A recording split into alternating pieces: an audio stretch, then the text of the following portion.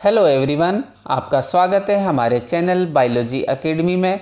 और आज हम लर्न करते हैं class 7 chapter 10 respiration in organism. Organism ये बने होते हैं सेल्स के, और सेल्स मिलकर बनाती हैं टिश्यूज़ मिलकर बनाते हैं ऑर्गन जब मिलते हैं तो बनाते हैं organ system, and different type of organ system ये बनाते हैं ऑर्गेनिज्म। तो इसका मीनिंग ये हुआ कि ऑर्गेनिज्म इसकी बेसिक यूनिट होती है सेल, और हम सभी लिविंग्स हम बने होते हैं सेल्स के, और सेल होती है माइक्रोस्कोपिक यूनिट कि हमें इसे देखने के लिए ज़रूरत होती है किसकी? माइक्रोस्कोप की। तो सवाल आता है कि what is cell? It is a smallest structural and functional unit of organism, कि ये बनाती है किसी भी लिविंग की स्ट्रक्चर और साथ में ये परफॉर्म करती है फंक्शन। तो अब सवाल आता है कि ये क्या फंक्शन परफॉर्म कर सकती है। तो each cell of an organism perform certain functions such as nutrition, transport, excretion, reproduction, and also involve in running, walking, playing, eating, sleeping, reading, etc. और इन सभी प्रोसेस में ज़रूरत होती है हमें किसकी? एनर्जी की। तो एनर्जी ये हमें मिलती है by the process of respiration. और रेस्पिरेशन कहाँ होता है? ये होता है सेल में। और अगर हम सेल की बात करें तो सेल होती है कुछ इस तरह की। तो आप हायर क्लासेस में पढ़ेंगे कि इसके सेंटर में होता है एक न्यूक्लियस, और ये करता है सेल को control, means head of the cell. यहाँ पर होता है एक ऑर्गन जिसे कहा जाता है माइटोकॉन्ड्रिया, और रेस्पिरेशन का जो प्रोसेस है ये परफॉर्म करता है माइटोकॉन्ड्रिया में। और माइटोकॉन्ड्रिया एक ऑर्गन है जो मिलता है किसमें? सेल में। तो इसका मीनिंग ये हुआ कि रेस्पिरेशन तो हम करते हैं, लेकिन रेस्पिरेशन कहाँ पर होता है? Mitochondria of a cell. Energy is the result of respiration, और रेस्पिरेशन से हमें एनर्जी मिलती है।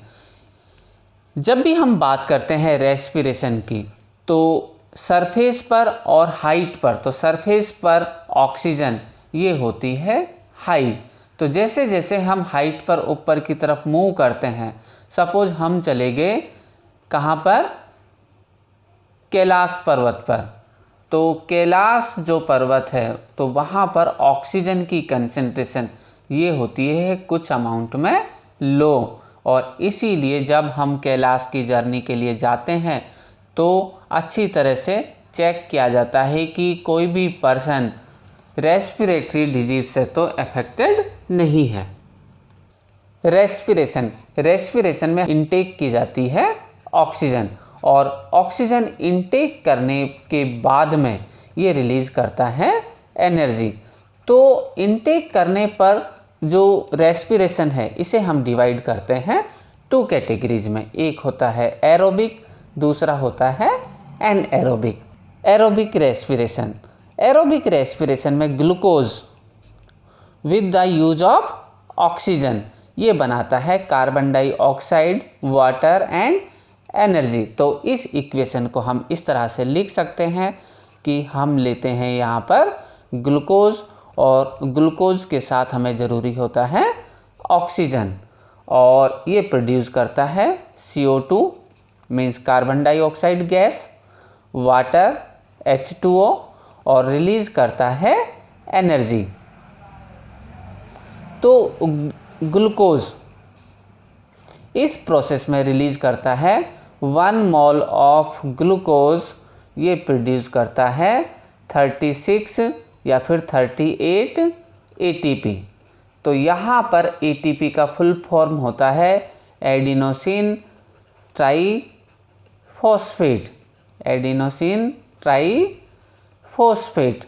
जिस तरह से हमारे पास में होता है मनी, पैसा, और हम उससे मार्केट से कुछ भी खरीद सकते हैं, इसी तरह से हमारी बॉडी के पास में होता है एटीपी, और बॉडी के सारे फंक्शंस ये परफॉर्म किए जाते हैं with the help of ATP, means energy से। एनएरोबिक रेस्पिरेशन, एनएरोबिक रेस्पिरेशन का मीनिंग यह है कि इसमें ऑक्सीजन का यूज़ नहीं होता है और ग्लूकोज ये कन्वर्ट होता है किसमें, alcohol plus carbon dioxide gas में। तो इसे हम लिखते हैं कुछ इस तरह से, ग्लूकोज ये कन्वर्ट होता है alcohol plus CO2 gas plus energy. तो इस केस में क्या O2 का इन्वॉल्वमेंट है, तो यहाँ पर O2 का इन्वॉल्वमेंट नहीं होता है, तो इस वजह से ये ग्लूकोज ये होता है इनकम्प्लीट ऑक्सीडेशन, और इसमें 1 मोल ऑफ ग्लूकोज ये प्रोड्यूस करता है ओनली 2 ATP, और इसका एग्जाम्पल है यीस्ट। और ये यीस्ट वैसे तो it is a type of fungi, और लेकिन ये यीस्ट है बहुत बड़ा काम का कि जितनी भी बेवरेज बनती हैं, मीन्स शराब, चाहे वो वाइन हो, चाहे रम हो या कोई और, वो सभी बनाई जाती हैं किससे, ईस्ट से। इसके अलावा इसे कहा जाता है बेकर ईस्ट, मीन्स इसका यूज हम करते हैं बेकरी में, और बेकरी में चाहे हमें बनानी हो ब्रेड या फिर पनीर, तो यहाँ पर भी यूज़ किया जाता है बेकर ईस्ट का। ह्यूमन बॉडी में 1 मोल ऑफ ग्लूकोज ये प्रोड्यूस करता है 36 या फिर 38 ATP। तो अब सवाल आता है कि अगर हमें ज़रूरत हो बहुत ज़्यादा ऑक्सीजन की, इंटेंस ऑक्सीजन हमें चाहिए, लेकिन ऑक्सीजन हमें इतनी ना मिले, तो क्या होगा कि जो रेस्पिरेशन है, होता तो क्या था एरोबिक रेस्पिरेशन, जिसमें ज़रूरत थी ऑक्सीजन की, लेकिन ऑक्सीजन की सप्लाई बंद हो गई, तो कौन सा रेस्पिरेशन स्टार्ट हो जाएगा, इसे कहा जाता है एनएरोबिक रेस्पिरेशन। और इसका रीज़न यह है कि जब हम करते हैं इंटेंस एक्सरसाइज, तो इंटेंस एक्सरसाइज के लिए तो मसल सेल्स को सप्लाई नहीं हो पाती ऑक्सीजन की, और ऑक्सीजन की सप्लाई नहीं होने तो ये कॉज करता है एनएरोबिक रेस्पिरेशन, और एनएरोबिक रेस्पिरेशन में बनता है लैक्टिक एसिड। तो होता क्या है कि ये जो मसल्स हैं, काफ मसल्स, यहाँ पर ज़रूरत होती है हमें ऑक्सीजन की, लेकिन ऑक्सीजन नहीं मिली तो glucose in muscle cell in absence of oxygen, तो ये टर्न होता है लैक्टिक एसिड प्लस एनर्जी। तो यहाँ पर भी ये एनर्जी प्रोवाइड कराता है ओनली 2 ATP, और लैक्टिक एसिड ये डिपॉजिट होता है किसमें, मसल्स में, और यहाँ पर मसल्स में डिपॉजिट होने पर तो ये कॉज करता है क्रैम्प इन मसल्स। तो आपने देखा होगा कि बहुत सारे क्रिकेट प्लेयर्स जब क्रिकेट खेलते हैं तो उन्हें फील होता है क्रैम्प, और इस वजह से कुछ टाइम के लिए वो ग्राउंड से बाहर चले जाते हैं। इसका मीनिंग है कि उनकी मसल्स में बना है लैक्टिक एसिड। तो हमें क्या करना है उस वक्त कि हॉट वाटर बाथ या फिर massage improve circulation of blood in muscles की, या तो हॉट वाटर बाथ या फिर मसाज करने से जो ब्लड का सर्कुलेशन मसल्स में तेज़ी से पास होता है, सप्लाई होता है, और लैक्टिक एसिड का होता है ब्रेक डाउन, कि ये लैक्टिक एसिड अगेन टूटता है किसमें, CO2 प्लस H2O में, और इस वजह से क्रैम्प से हम लोग छुटकारा पा सकते हैं। ब्रीथ होता है intake of oxygen and release of CO2। और इनटेक इसे कहा जाता है इनहेलेशन और एक्सहेलेशन, इसमें रिलीज करते हैं कार्बन डाइऑक्साइड गैस। तो रेस्पिरेशन के प्रोसेस में इनटेक होता है ऑक्सीजन, रिलीज होता है CO2। तो ब्रीथिंग रेट होती है कि the number of times a person breathes in a minute, कि number of breathing per minute. तो एक हेल्दी पर्सन की जो ब्रीथिंग रेट है वो होती है 15 to 18 टाइम्स पर मिनट। हाँ, ऐसा हो सकता है कि अगर कोई पर्सन स्लीपिंग केस में है तो ये हो सकती है कम, लो नंबर हो सकता है। और अगर वो करता है इंटेंस एक्सरसाइज तो ब्रीथिंग रेट इंक्रीज होके पहुंच सकती है अबाउट 25 पर मिनट। चाइल्ड्स में, बच्चों में ब्रीथिंग रेट ये होती है हाई, और बच्चों में एनर्जी का प्रोडक्शन होता है हाई। तो इसीलिए जब बच्चे रेस्पिरेशन करते हैं तो एनर्जी का प्रोडक्शन होता है हाई। और हाई प्रोडक्शन होने पर आपने देखा होगा कि जब नाइट में जब वो स्लीप करते हैं, इवन विंटर सीजन में, तो भी वो रजाई में किक मार देते हैं और रजाई को अपने ऊपर से हटा देते हैं। रीज़न, क्योंकि छोटे बच्चों में एनर्जी का प्रोडक्शन होता है high. Next important term is sneezing. Sneezing होता है expel unwanted things like dust, pollen grains etcetera, कि अगर हमें आती हैं छींकें तो आप मान के चलिए कि हमें ज़रूरत है ऑक्सीजन की और हमारी नोज़ में एंटर हो चुके हैं कुछ अनवांटेड थिंग्स लाइक डस्ट, तो उसे बहुत तेज़ी से निकालने के लिए ज़रूरत होती है स्नीजिंग की। Our next important point is how do we breathe, कि हम ब्रीथ कैसे करते हैं। तो सबसे पहले जो एयर है वो एंटर होती है नॉस्ट्रिल में, और नॉस्ट्रिल होते हैं नोज़ की opening of nose are called nostril. तो नोज़ में जब एंटर करते हैं तो आपने देखा होगा कि नोज़ अगर है तो ये ओपनिंग है, तो ये पास होते हैं कहाँ पर, नेजल केविटी में, यहाँ पर। और नेजल केविटी में हमेशा ध्यान दीजिएगा कि यहाँ पर होते हैं म्यूकस प्लस स्मॉल हेयर, और स्मॉल हेयर एंड म्यूकस ये दोनों ही ये करते हैं ट्रैप, किसे, अनवांटेड थिंग्स को,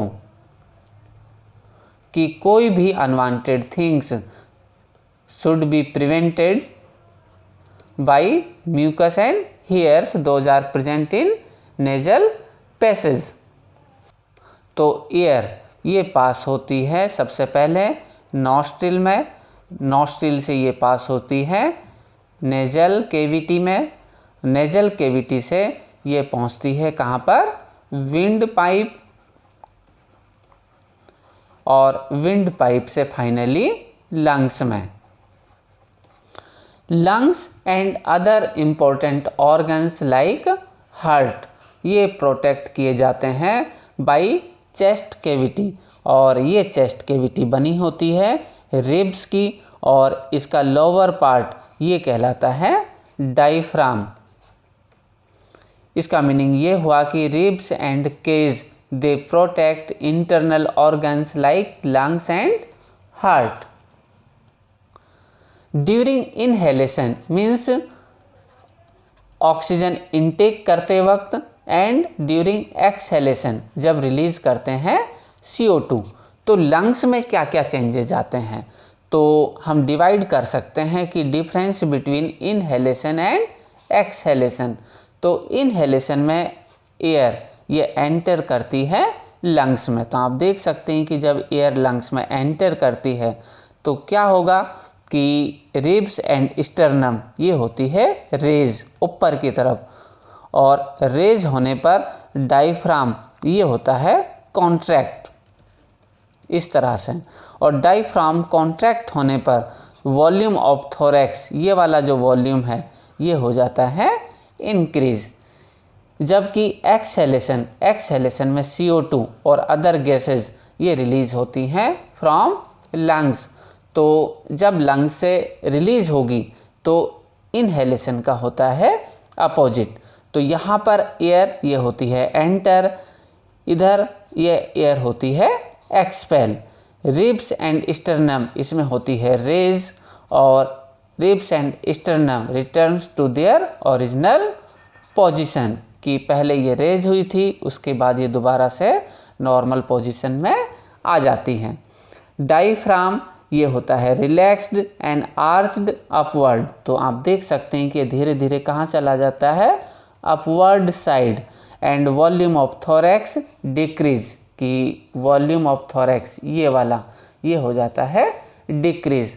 तो हम लर्न कर सकते हैं कि difference between inhalation and exhalation.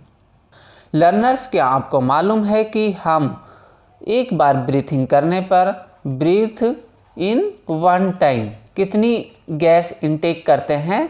तो ये गैस होती है 500 ml air during intake and exhale, कि हम नॉर्मल जो सांस लेते हैं इसमें गैस होती है 500 ml और एक्सहेल करते हैं तो भी 500 ml।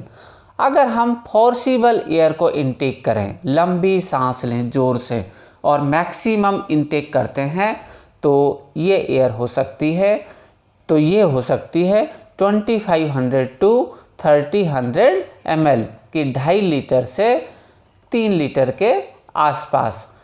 इसके बाद अगर हम करते हैं forcible expiration, means normal respiration तो हम करते हैं, सपोज हमने नॉर्मल सांस छोड़ दी, उसके बाद हम सांस छोड़ते हैं पावरफुल तरीके से और ज़्यादा ज़ोर से, तो हम एयर रिलीज़ कर सकते हैं 1000 ml। और इसके बाद भी लंग्स में जो एयर है वो बचती है कितनी, 1100 ml। तो इसका मीनिंग ये हुआ कि हमारे लंग्स की जो टोटल एयर है वो कितनी होगी, 500 ml। कौन सी है, intake and exhale. 1000 ml forcible expiration, 1100 air in lungs की जोर से सांस छोड़ने के बाद में भी बचती है 1100 ml। और मिनिमम अगर हम फोर्सिबल इनटेक करते हैं 2500 ml, तो टोटल वॉल्यूम बनता है 6100 ml वॉल्यूम ऑफ एयर। तो Boojho wants to know how much air a person can hold in the lungs, तो आंसर होगा 6100 ml। Model to show mechanism of breathing, तो इसके लिए हम लेते हैं 2 plastic bottle, plastic straw and balloons, और हाफ बैलून्स लेते हैं 2। तो हमें करना क्या है कि यहाँ पर लगाते हैं हम प्लास्टिक स्ट्रॉ और बोतल को बंद कर देते हैं कॉर्क से, और इस प्लास्टिक स्ट्रॉ के एंड्स पर हम कनेक्ट करते हैं बैलून्स। और यहाँ पर जो बैलून्स है, हाफ बैलून, ये एक्ट करता है एज ए डायफ्राम। तो डायफ्राम को जब हम बाहर की तरफ पुल करते हैं तो बैलून ये हो जाते हैं स्वेल और टर्जिड। लेकिन जैसे ही हम डायफ्राम को करते हैं रिलीज, लूज रिलीज करते हैं, तो बैलून ये हो जाते हैं श्रिंक। तो ये रिप्रेजेंट करता है mechanism of breathing, means gas को करते हैं इनटेक एंड एक्सहेल।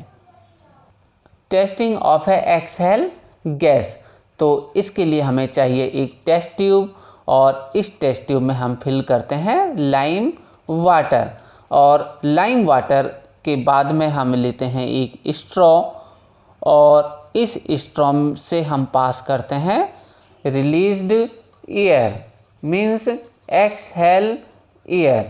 तो होता क्या है कि जैसे ही हम ये एयर इसमें पास करते हैं, किसमें, लाइम वाटर में, तो जो एयर होती है ये कंसिस्ट होती है CO2 से, और जब ये लाइम वाटर से करती है रिएक्ट तो ये प्रोड्यूस करती है milky water.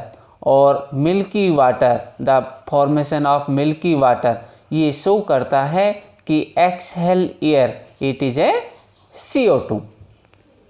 Inhale and exhale gas, the percentage of oxygen and carbon dioxide in inhaled and exhaled.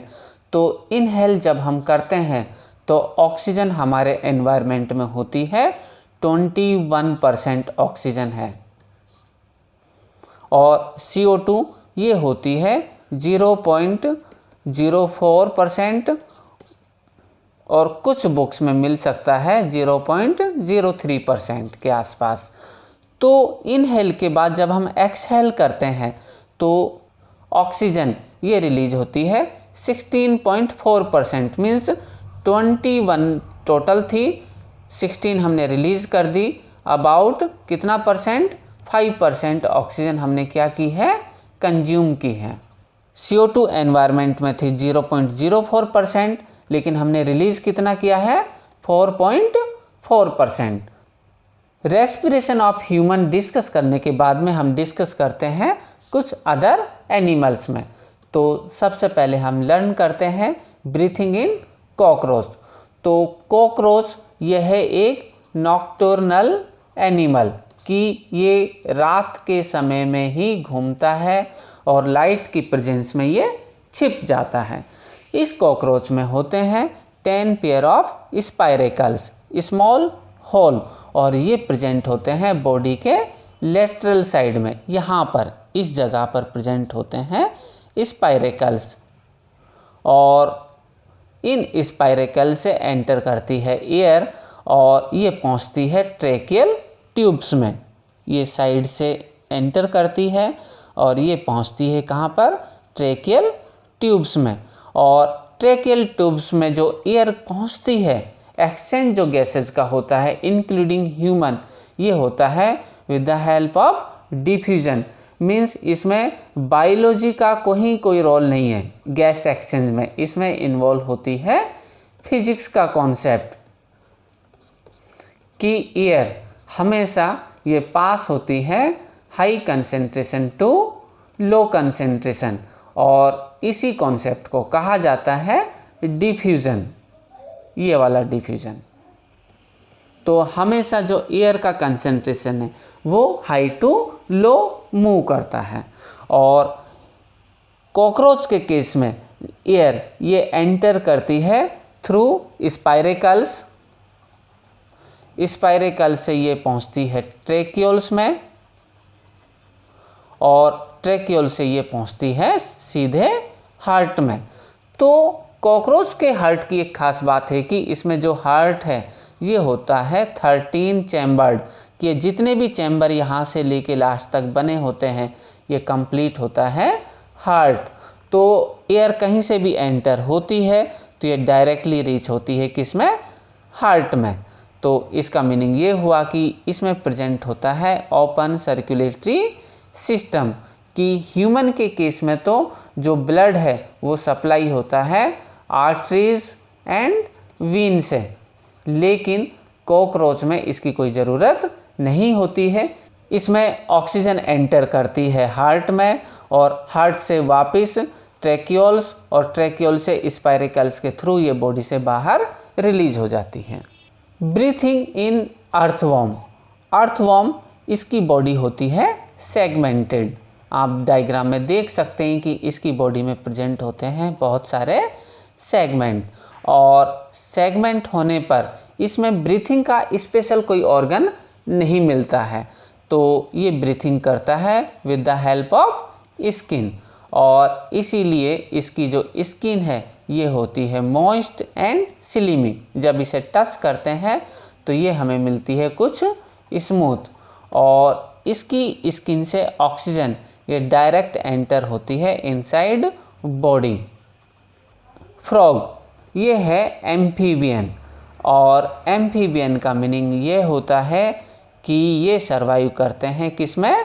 Water में, और साथ में लैंड्स में, कि इसमें कुछ स्पेशल मैकेनिज्म मिलता है कि ये पानी में भी सर्वाइव कर सकता है और ज़मीन पर भी। तो वाटर में इसे गैस एक्सचेंज करने के लिए ज़रूरत होती है गिल्स की, और जब ये रहता है लैंड पर तो गैस एक्सचेंज के लिए इसे ज़रूरत होती है लंग्स की। It means lungs and gills both are respiratory organs are present in frog. Dolphin and whale, dolphin और व्हेल रहती तो वाटर में है, लेकिन ये एक्चुअल में है मैमल्स, और मैमल्स का मीनिंग ये है कि इन्हें रखा गया है ह्यूमन के साथ, कि इनका भी इवोल्यूशन ह्यूमन के बराबर ही है। होता क्या है कि ऐसा माना जाता है कि ये पहले रहते थे लैंड पर, लेकिन लैंड पर फूड की कमी होने पर, भोजन नहीं मिलने पर ये वापस पास हो गए किसमें, एक्वेटिक एनिमल्स में, कि पानी में जाते हैं और फूड इन्हें पानी में जाने पर मिल जाता है। ये मैमल हैं, और मैमल्स की खास बात ये होती है कि ये बेबी को बर्थ करते हैं, और बेबी को बर्थ ही नहीं करते, साथ में ये अपने बेबी को मिल्क भी प्रोवाइड कराते हैं थ्रू मेमरी ग्लैंड, कि ये इनके बच्चे इंसानों के बच्चों की तरह ही अपनी माँ का दूध पीते हैं। तो ये बाहर आते हैं फॉर इनटेक ऑक्सीजन। आपने देखा होगा कि बहुत सारे टेलीविज़न प्रोग्राम्स में कि व्हेल और डॉल्फिन ये वाटर सरफेस पर बार बार आते हैं, कुछ देर बाद में इनको आना ही है। तो जब ये आते हैं तो क्यों आते हैं, फॉर इनटेक ऑक्सीजन। क्यों, क्योंकि ये फिश नहीं है, ये मैमल्स हैं। ब्रीथिंग ऑर्गन इन फिश, तो फिश में मिलते हैं गिल्स। आप देख सकते हैं कि गिल्स यहाँ पर ये होते हैं कुछ फिशेज में कवर्ड बाई ऑपरकुलम,